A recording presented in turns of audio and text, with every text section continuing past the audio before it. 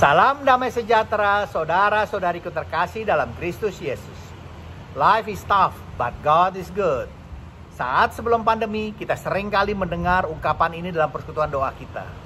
Kita sering dengar pewartanya mengatakan, God is good. Dan banyak teman-teman menanggapinya. Yang duduk di kiri akan bilang all the time. Disambung yang sebelah kanan juga akan mengatakan all the time. Dan beberapa teman yang duduk di belakang juga mungkin akan berteriak all the time. Namun bagaimana saat ini? Pandemi menyebabkan banyak dari kita yang pendapatannya berkurang. Tabungannya habis, ada yang gajinya dipotong, atau bahkan kehilangan pekerjaan.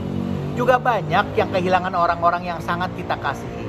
Ada suami atau istri yang dipanggil terlebih dahulu. Ada orang tua, saudara, bahkan ada yang anaknya sampai meninggal. Apa saat ini mereka semua masih bisa mengatakan God is good? Memang ada, tapi hanya sebagian. Tapi sebagian besar mungkin sedang dalam pergumulan. Masih mempertanyakan, apa benar Tuhan itu baik? Kira-kira sebulan yang lalu, ada sepupu saya meninggal. Mereka sekeluarga terpapar COVID-19. Dia, suaminya, dan anak yang baru berumur 10 tahun. 11 hari kemudian, suaminya pun menyusul. Mereka meninggalkan anak satu-satu yang baru berumur 10 tahun. Yang sepertinya juga belum sadar kalau kedua orang tuanya telah dipanggil Tuhan. Apa kita berani mengatakan kepada seorang anak yang berumur 10 tahun yang sedang berduka ini kalau God is good all the time? Mungkin tidak semudah yang kita bayangkan. Rasanya kita tidak perlu menjelaskan kalau life is tough. Hidup itu keras. Hampir semua orang sepertinya setuju dengan terminologi hidup itu sangat keras. Namun bagaimana kita bisa menjelaskan kalau God is good?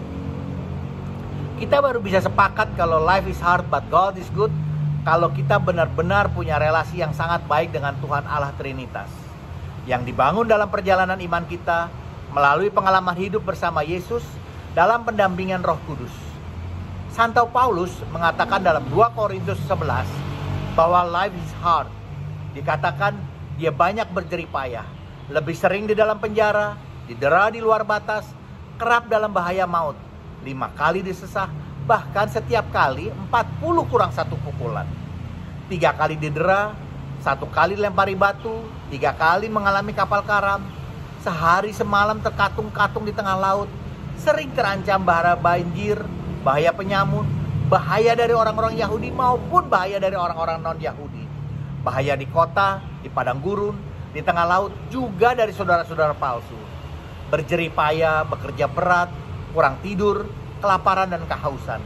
Kerap kali harus berpuasa, kedinginan dan tanpa pakaian. Secara umum, Santo Paulus mau mengatakan bahwa hidupnya benar-benar sangatlah berat. Bahkan seringkali sudah sangat bersinggungan dengan maut. Namun karena relasinya yang sangat erat dengan Yesus dan sudah mengalami perjumpaan dengan Allah, maka dia tetap sanggup mempercayakan seluruh hidupnya kepada Allah. Walau Santo Paulus merasakan betapa sulit hidupnya, tapi dia tetap sanggup mengatakan bahwa Allah itu sungguh-sungguh baik. Life is tough, but God is good. Bahkan beliau malah sampai bermegah dalam penderitaan. Roma 5 ayat 3-5 mengatakan, kesengsaraan menimbulkan ketekunan. Ketekunan menimbulkan tahan uji, dan tahan uji menimbulkan pengharapan, dan pengharapan tidak mengecewakan. Karena kasih Allah telah dicurahkan di dalam hati kita oleh Roh Kudus yang telah dikaruniakan kepada kita, yang kita terima saat pembaptisan maupun pada saat Krisma. Juga di 2 Timotius 4 ayat 6 menggambarkan betapa Santo Paulus sangat menyadari betapa berat hidupnya. Bahkan dia tahu bahwa kematiannya sudah sangat dekat.